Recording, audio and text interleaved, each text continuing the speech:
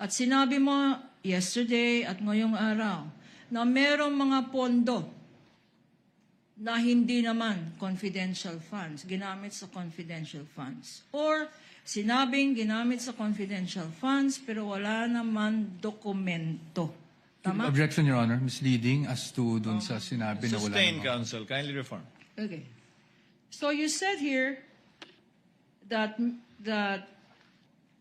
if an accountable officer, pag hindi na-explain ng isang accountable officer ang paggamit ng public funds, kagaya ng confidential funds, meron tinatawag na prima facie evidence. Anong tawag doon? Presumption? Presumption po.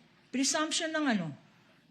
Under 8.3 po, presumption na yung fund po ay na-convert into personal use or benefit. Presumption na convert for personal use or benefit, applicable dito sa sinabi mo.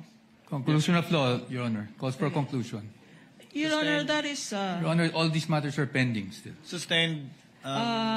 Your Honor, please, ang tawag ko lang doon, hindi prima facie evidence. Kung akong tatanungin, scam ito. Move to strike, No Your further Honor. Move to questions. strike. That is out of order, Your Honor. No further questions, Your Honor. So stricken, Move to strike. So stricken from the record. No further questions. Direct examination is completed.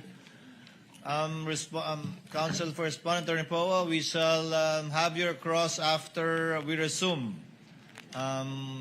for a brief lunch break.